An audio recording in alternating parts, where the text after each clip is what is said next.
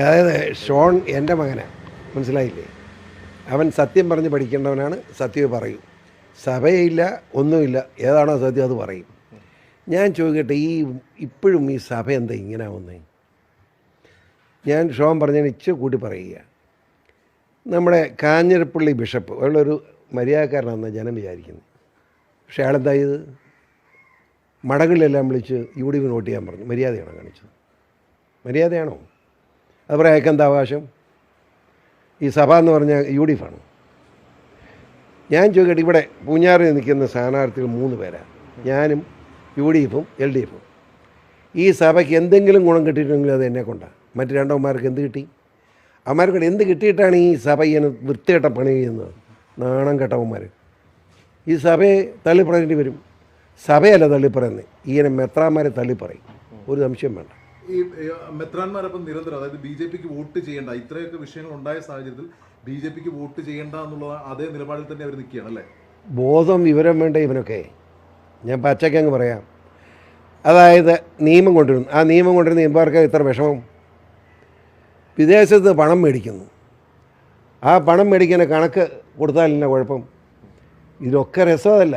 എന്നിട്ടും കത്തോലിക്ക സഭയാണ് ക്രിസ്ത്യാനിയാണല്ലോ എന്ന് വെച്ചാൽ അമിത്ഷാ തന്നെ നേരിട്ടിടപെട്ട് കത്തോലിക്ക സഭയുടെ ഇതിനോട് പറഞ്ഞു, ഒരു പ്രശ്നമില്ല, നിങ്ങൾ വഴക്കുണ്ടാക്കേണ്ട, നിങ്ങളെ ഒരു ഉപദ്രവം ഉണ്ടാകില്ല, കണക്ക് തന്നാൽ മതി. ഏത് കണക്ക് തന്നാലും അപ്രൂവ് ചെയ്തേക്കാം.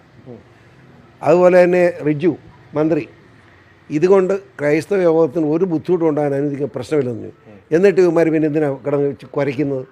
ആ കൊര UDFന് വേണ്ട. ഇവൻ്റെയൊക്കെ മനസ്സിലിരിക്കുന്ന നാറിയ രാഷ്ട്രീയമാണ്. അതാണ് പച്ചയ്ക്ക് ഞാനിങ്ങനെ വർത്താനം പറഞ്ഞു. പാലാ പിതാവുണ്ടല്ലോ, ഓരോ മെത്രാന്മാരുടെ മനസ്സിൽ രാഷ്ട്രീയം ഓരോരുത്തന്മാർ പറയുക. പാലാ പിതാവുണ്ടല്ലോ, അങ്ങനെ ഇതുവരെ ഒരു രാഷ്ട്രീയം പറഞ്ഞില്ലല്ലോ. അങ്ങനെ ഏതെങ്കിലും പാർട്ടിക്ക് വോട്ട് ചെയ്യാൻ പറഞ്ഞില്ലല്ലോ. അപ്പോൾ അങ്ങനെ പറയുന്നവന്മാർ ഉണ്ട്. അത് അവരെപ്പറ്റി അവരെ ആ രീതിയിൽ തന്നെ അതായി പറയാം. രാഷ്ട്രീയം പറയുന്ന മെത്രാന്മാരെ രാഷ്ട്രീയക്കാരെ ഞങ്ങൾ കാണും. ഞങ്ങളും രാഷ്ട്രീയമായിട്ട് ഇടപെടും. അവരോട് ബഹുമാനമൊന്നും ഞങ്ങൾക്ക് കാണുകയില്ല. അത്രോ വേറെ ദീപി ഒരു പത്രമാണ്. ആ പത്രം വായിക്കുന്നുള്ളൂ വട്ട്. അതിപ്പോൾ ഞാനും എന്നും വായിക്കുന്നുണ്ട്. ചരമം അറിയാൻ വേണ്ടി അത് പറ്റുള്ളൂ. ചരമ വാർത്ത. ഇത്ര നാണം കെട്ടിയ ഒരു പത്രമുണ്ടോ? ഞാൻ ചെയ്യട്ടെ, ഇവിടെ അത് നിങ്ങൾ പത്രം എടുത്തോ. 3 സ്ഥാനാർത്ഥി മത്സരിക്കുക. എൻ്റെ പേരോ പടമോ ഇന്നുവരെ വന്നിട്ടില്ല ദീപികയിൽ. അത്ര തന്തയ്ക്ക് പറക്കാത്തവന്മാരാ ആ ദീപി നടത്തുന്നത്, മനസ്സിലായില്ലേ? ഞാൻ പറയാം, ഒരു ഇലക്ഷനാണ് 3 മുന്നണി സ്ഥാനാർത്ഥി, 2 മുന്നണി സ്ഥാനാർത്ഥി പടവും മൂന്നാമത്തെ മുന്നണി സ്ഥാനാർത്ഥി കൊണ്ടൊന്ന് പറയാനുള്ള മര്യാദ കാണിക്കട്ടെ ഇവന്മാർ. തന്തയ്ക്ക് പറക്കാത്തവരെന്നേ പറഞ്ഞത് ഇവന്മാരെ പറ്റി, ദീപിയെ പറ്റി. വൃത്തികെട്ടവന്മാർ. ആ പത്രം വായിക്കരുതെന്ന് ഞങ്ങളോട് പറയുന്നു. ദൈവം അനുകരിച്ച് നിയമസഭയിലും ഈ പത്രം വായിക്കരുതെന്ന് ഞങ്ങളോട് പറയും. സഭയുടെ ആശങ്കകളാണ് പലപ്പോഴും പത്രത്തിലൂടെ, ദീപിക പത്രത്തിലൂടെ എഡിറ്റോറിയലായിട്ടൊക്കെ വരുന്നത്. അത് ശ്രദ്ധിച്ചിട്ടില്ലേ? അതിന് ആശങ്ക എന്താ? ഈ കേന്ദ്ര സർക്കാർ കൊണ്ടുവരുന്ന കേന്ദ്രത്തെ നിയമത്തെപ്പറ്റി വളരെ വ്യക്തമായിട്ട് ഇവന്മാരെല്ലാം കൂടെ പോയി സംസാരിച്ചല്ലോ കേന്ദ്ര ഗവൺമെൻറ്റുമായിട്ട്. അവിടെ ആശങ്കയില്ലെന്ന് പറഞ്ഞ് ഇറങ്ങി കഴിച്ച് വൃത്തിയോട് പറയുക. ഇലക്ഷൻ വരുന്ന രാഷ്ട്രീയം. തെരഞ്ഞെടുപ്പിന് അന്ന്, അതായത് ഇന്നലെയാണോ ഈ കാഞ്ഞിരപ്പള്ളി ബിഷപ്പ് മഠങ്ങളിൽ വിളിച്ചിരിക്കുന്നത്? അതെ, മിനിങ്ങാന്ന്. BJPക്കല്ല, UDF വോട്ട് ചെയ്യണമെന്ന് പച്ചയ്ക്ക് അങ്ങ് പറയല്ലേ. മോശമല്ല പറച്ചിലൊക്കെ. ഇനി എന്തായിരിക്കും സഭയോടുള്ളൊരു നിലപാട്? എന്തായിരിക്കും സഭയോട്? സഭ നമ്മുടേതാ. മെത്രാന്മാരാണോ സഭ? നിങ്ങൾ ആര് പറയും സഭ മെത്രാന്മാരാ സഭയെന്ന്? സഭയെ മെത്രാന്മാർ വീട്ടിനകത്ത് സഭയിലെ അതായത് ഇപ്പോൾ ഒരു പട്ടം കിട്ടിയാൽ അളി ചാകുന്നവരെ പട്ടം കിട്ടിയിട്ടുണ്ട് അച്ഛനാണ്. ഒരു മെത്രാനായാൽ ചാകുന്നവരും വരെ മെത്രാനാണ്. അത് മാറ്റാൻ പറ്റുകയില്ല. അതാണ് സഭയുടെ നിയമം. എന്ന് വിചാരിച്ച് ചുമ്മാർ പറഞ്ഞ മുഴുവൻ കേട്ടോണമെന്നൊന്നും സഭയെ പറഞ്ഞിട്ടില്ല. സഭ ഞാൻ വിശ്വാസിയാണ്. കഴിഞ്ഞ ഞായറാഴ്ച പള്ളിയിൽ പോയി കുർബാന കണ്ട് കുമ്പസാരിക്കുക മാത്രമല്ല, കുർബാന കണ്ടത് മാത്രമല്ല, കുർബാന കൈക്കൊണ്ടവനായിരുന്നു. ആ ഞാനാ പറയുന്നത് ഈ മെത്രാൻ കഴിക്കുന്ന പൂക്കൃത്തരമാണെന്ന് മനസ്സിലായില്ലേ? പറയാതിരിക്കാൻ പറ്റുമോ? എനിക്കൊരു ചുക്കും പറ്റിയില്ല. അയാൾ പറഞ്ഞപ്പോൾ ഷെവലിയർ VC സെബാസ്റ്റ്യൻ അങ്ങനെ വിളിച്ച സിസ്റ്റേഴ്സ് പറഞ്ഞു, ആ മെത്രാൻ അങ്ങനെ ഉളത്തരം പറയും, നിങ്ങളത് കേൾക്കണ്ടെന്ന്. അപ്പോൾ തീർന്നു പോയി. അതായത് തെരഞ്ഞെടുപ്പിന് മുമ്പ്, അതായത് ഏതാനും ദിവസങ്ങൾക്ക് മുമ്പ് FCRAയുമായി ബന്ധപ്പെട്ട് വന്ന് ബിഷപ്പുമാർക്കെതിരെ താങ്കൾ രൂക്ഷ വിമർശനം ഉന്നയിച്ചിരുന്നു. അത് തിരിഞ്ഞ് എഫക്റ്റ് ചെയ്തതാണോ ഈ തെരഞ്ഞെടുപ്പിൽ? 2 കുന്തം. ഈ ഒരു മണ്ട ചോദ്യം ചോദിക്കാടി ഒരു പത്രക്കാരൻ. ഞാൻ ജയിക്കുന്ന പിന്നെ എങ്ങനെ? ഞാൻ ജയിക്കും, സംശയമൊന്നും വേണ്ട. ഈ ബി ജെ പി പണം കൊടുത്തു തരത്തിലുള്ള ദൃശ്യങ്ങളൊക്കെ പുറത്തു വരുന്നുണ്ട്. അത് പണമുള്ളവരല്ലേ കൊടുക്കുന്നത്, ഇല്ലാത്തവർ കൊടുക്കാൻ പറ്റുമല്ലോ. ഈരാറ്റുപേട്ടയിൽ പണം കൊടുത്തു ഈരാറ്റുപേട്ടൊന്നും പണം കൊടുത്തില്ല. ഈരാറ്റുപേട്ട ആരും പണം കൊടുക്കുക സാർ, അപ്പോൾ ഒരു ചോദ്യം കൂടി. ഈ ഇല്ല. FCR ഈരാറ്റുപേട്ട പണം കൊടുത്തിട്ടില്ല എന്ന് മാത്രമല്ല, പണം കൊടുക്കാൻ ഞാൻ ആരും ചുമതലപ്പെടുത്തിയിട്ടില്ല. പഴയ കൗൺസിലർ മത്സരിച്ചിട്ടുള്ള ആളാണ്. ആരാ പേരെന്നെ എനിക്കറിയത്തില്ല അയാളെ. അത് ഷാജിയോ? ഷാജി ആ വൃത്തികേടിന് പോകാൻ നമുക്ക് സാധ്യതയില്ലല്ലോ. പണം കൊടുത്താൽ വീഡിയോ ദൃശ്യങ്ങൾ ഉൾപ്പെടെ CPM ഓടാന്ന് പറയാം ചുമ്മാ കള്ളത്തരം. അല്ലാതെ ഈ ഛത്തീസ്ഗഡ് വിഷയങ്ങളൊക്കെ ഉണ്ടായപ്പോൾ വലിയ ആശങ്കയുണ്ടായിരുന്നു. പക്ഷേ അതിനുശേഷം ഈ ക്രിസ്മസിനും ഈസ്റ്ററിനും ഒക്കെ വലിയ ബന്ധമുണ്ടാക്കാൻ BJP നേതൃത്വം ശ്രമിക്കുന്ന ഒരു കാഴ്ച, സഭയുമായിട്ട് അടുക്കാൻ ശ്രമിക്കുന്ന ഒരു കാഴ്ച കണ്ടു. എന്താണ് ഈ ഞങ്ങളുടെ ലക്ഷ്യം എന്താണെന്ന് ചോദിച്ചാൽ എല്ലാ മതവിഭാഗങ്ങളെയും മാന്യമായി കൊണ്ടു നടക്കണമെന്നാണ് BJPയുടെ ലക്ഷ്യം. എത്ര ശ്രമിച്ചാലും അത് BJPയെ കുറ്റപ്പെടുത്തണമെന്ന് നിർബന്ധ ബുദ്ധിയുള്ളവരെ അങ്ങനെ ഞങ്ങൾ കൈകാര്യം ചെയ്യും. മനസ്സിലായില്ല? മെത്രാന്മാർ അങ്ങനെ കഴിച്ചാൽ ജനം കിട്ടണ്ടേ? എല്ലാ മെത്രാന്മാരും ഇല്ലല്ലോ, കുറച്ച് മെത്രാന്മാരിൽ ഈ പണി കൂടെ ഇത്രയൊക്കെ ശ്രമം നടത്തിയിട്ട് എന്തുകൊണ്ടാണ് സഭ BJPയുമായിട്ട് അടുക്കാത്തത്? സഭ BJPയുടെ അടുക്കണം നിർബന്ധമില്ലെന്ന്. സഭ അടുക്കേണ്ടപ്പോൾ ജനം അടുക്കണം, അല്ല സഭ അടുക്കണ്ട. സഭ വേറെ, ജനം ക്രിസ്ത്യാനി വോട്ട് കിട്ടാതെ ഞാനെങ്ങനെ ജയിക്കുന്നത് ഇവിടെ? ഇനി FCR ബില്ല് വരികയാണ്, പാർലമെന്റ് എന്തായാലും വരും എന്നുള്ള ഒരു കാര്യം സംശയം. ഉറപ്പാണ്. ഇവരുടെ ആശങ്ക അതുപോലെ തന്നെ നിൽക്കുകയാണ്. ആശങ്കയും കൊണ്ട് അവർ വീട്ടിൽ പോയി ഇരുന്നോണ്ടാൽ മതി. ആശങ്കയായിട്ടിരുന്നോട്ട് സംശയം എന്താ?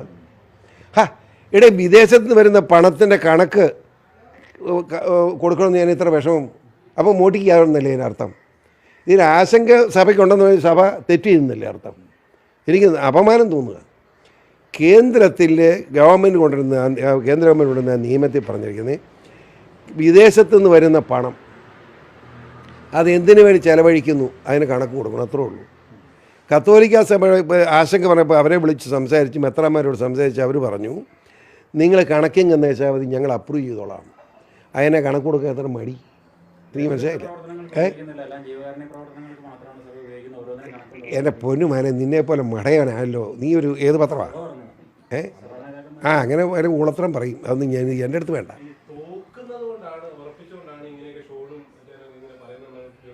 അങ്ങനെ നീ കണക്കാക്കിക്കോ, ഞാൻ സമ്മതിച്ചിരിക്കുന്നു. പ്രശ്നം തീർന്നല്ലോ. 4-ാം തീയതി കാണണം ആ മോന്ത, അത്രേ ഉള്ളൂ.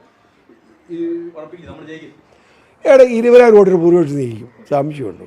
ഇപ്പോൾ ഇനിയിപ്പോൾ ഏതെങ്കിലും ഘട്ടത്തിൽ ഇവരുടെ ഈ ആശങ്കയുമായി ബന്ധപ്പെട്ട് ഏതെങ്കിലും ചർച്ചകൾ ഇപ്പോൾ ബിഷപ്പുമാർ വന്നു എൻ്റെ അഭിപ്രായത്തിൽ ഈ മെത്രാന്മാർ ഇങ്ങനെ മൂളത്തരം കൊണ്ട് നടക്കാൻ പാടില്ല. അത് ശരിയല്ല, ആ നടപടി തെറ്റാണ്. ഏത് പ്രശ്നത്തിനും പരിഹാരം ഉണ്ടാക്കുന്ന അമിത്ഷാ പറഞ്ഞു, റിജ്ജു പറഞ്ഞു, പ്രധാനമന്ത്രി പറഞ്ഞു, എന്നിട്ടും പോരെ. പിന്നെ ആരാ പിന്നെ മെത്രാന്മാരുടെ കാരണന്മാരൊന്നും പറയണം? നീ മനസ്സിലായില്ല? വേറെ വില വരും. സഭയ്ക്ക് വേണ്ടെങ്കിലും BJPക്കും വേണ്ട എന്നുള്ള നിലപാട് സ്വീകരിക്കുമോ? സഭയ്ക്ക് വേണ്ടെന്നോ? BJPയെ വേണ്ട, ഞങ്ങളെ വേണ്ടാത്തവരെ ഞങ്ങൾക്കും വേണ്ട. സംശയം വല്ലതും ഉണ്ടോ? തീർച്ചയായിട്ടും. തിരിച്ച് ഇവർ പണിയെന്നുള്ളൊരു സമ്മർദ്ദം അതുണ്ട്. അവരെന്നാ കുന്തം പണിയാനാണ്? അവരെന്നാ പണിയാനാണ്? ഇവിടെ പണിതിട്ട് എന്നാ കിട്ടി? ഇവിടെ സിസ്റ്റേഴ്സിന് വരെ വിളിച്ച് പറഞ്ഞല്ലോ വോട്ട് ചെയ്യണം, ചെയ്തോ? ആ പറഞ്ഞ സിസ്റ്റേഴ്സല്ലേ എന്നോട് പറഞ്ഞ് ഇങ്ങനെ വിളിച്ചെന്ന് പറഞ്ഞു നിന്ന്. അവരെല്ലാം നമുക്ക് വോട്ട് ചെയ്തു.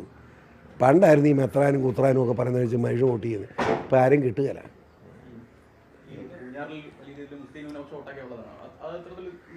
മുസ്ലിം ന്യൂനപക്ഷം ഉണ്ടെന്ന് ഞാൻ അതിനെപ്പറ്റി പറഞ്ഞാൽ ഈരാറ്റുപേട്ട ആക്കിയവനാണ് ഞാൻ. ആ നന്ദിയില്ലാതെ എന്നോട് പെരുമാറുന്നത് ശരിയാണെന്ന് ഈരാറ്റുപേട്ട മുസ്ലിങ്ങൾ ചർച്ച ചെയ്യട്ടെ. ഞാൻ അതിനെപ്പറ്റി അഭിപ്രായം പറയുന്നില്ല. അവർ ചർച്ച ചെയ്യട്ടെ.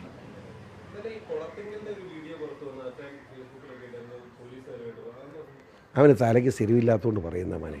ഞാൻ അവിടെ എനിക്കറിയത്തില്ല അയാൾ എന്താണ്. ചുമ്മാ കയറി പോലീസ് ഒരു സർക്കിൾ ഇപ്പോഴത്തെ ആൾ അവൻ അടിയുണ്ടാക്കി എൻ്റെ കുഴപ്പമാണ്.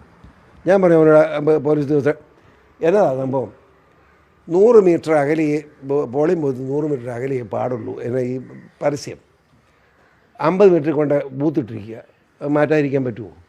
അവിടെ ചെയ്യുന്ന എല്ലാവരെയും മാറ്റി. എല്ലാ പാർട്ടിക്കാരും LDA BJP ഉണ്ടായിരുന്നു, കമ്മ്യൂണിസ്റ്റ് എല്ലാവരും മാറ്റി. ഇവൻ്റെ മാത്രം ഞാൻ MLA മാറ്റിയാണ്. ബോധമുണ്ടോ? എന്നെ ചെയ്യാൻ? മാനസികമായി സംഘർഷത്തിൽപ്പെട്ട് ബോധമില്ല നടക്കുകയാണ്. തോറ്റു എന്ന് ഉറപ്പായി 3-ാം സ്ഥാനത്തായത്. അതിൻ്റെ മനപ്രയാസം. ഇപ്പോൾ ഈ പ്രത്യേകിച്ച് BJP കൃഷ്ണ ഔട്ട്റീച്ച് ഒക്കെ നടത്തുന്ന സമയത്ത് തന്നെയാണ് BJP ഇത്രയും ശ്രമിച്ചിട്ടും BJPക്കൊപ്പം നിൽക്കാൻ ഈ സഭാ നേതൃത്വം തയ്യാറാകാത്ത, സഭയല്ല നേതൃത്വം തയ്യാറാകുന്നുള്ളൊരു തിരിച്ചടി. ഒരു തിരിച്ചടിയില്ല.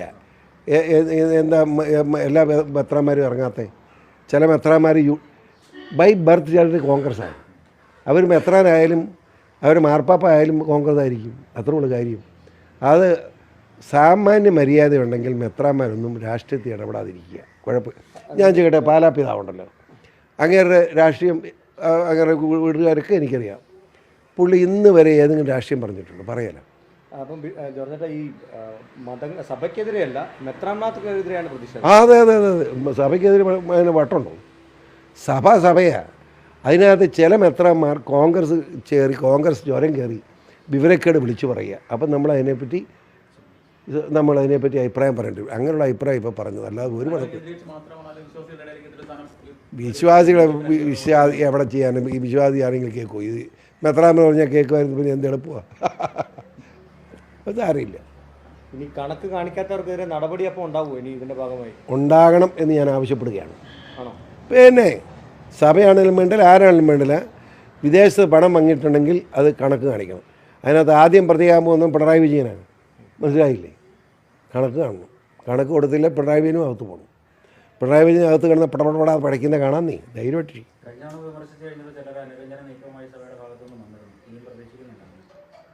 എനിക്ക് അനുരഞ്ജനമൊന്നുമില്ല. നിയമം വരും, നിയമം പാലിച്ചോളാം എന്ന് പറഞ്ഞാൽ സന്തോഷമായിട്ട് പോകാം. പാലിക്കരുതെന്ന് പറഞ്ഞാൽ ബലമായിട്ട് പാലിപ്പിക്കും. അത്രേ ഉള്ളൂ. നേരത്തെ അന്ന് പറഞ്ഞ വിമർശനത്തിൽ പിന്നെ തെറ്റായി പോയെന്നുള്ള ഖേദമെല്ലാം ഉണ്ടായിരുന്നു. എൻ്റെ പൊന്നുമോനെ, നീ ഇങ്ങനെ എന്നോട് ചോദിക്കുക, ഞാൻ അങ്ങനെ ഖേദിക്കുന്നവനാണോ? പറ. എനിക്ക് ബോധ്യത്തോട് പറഞ്ഞു, അതുകൊണ്ട് ഇവൻ എങ്ങനെ ഖേദിക്കുന്നു? അതല്ല, അതിനകത്ത് ഊളൻ എന്നൊരു വാക്ക് ഉപയോഗിച്ചു. ഒരു മെത്രാനായതുകൊണ്ട് ഊളൻ വേണ്ട, അത് മയപ്പെടുത്തി ഊളൻ എന്നുള്ള വിട്ടു. ഇപ്പോഴും ഞാൻ പറഞ്ഞിട്ടുണ്ട്,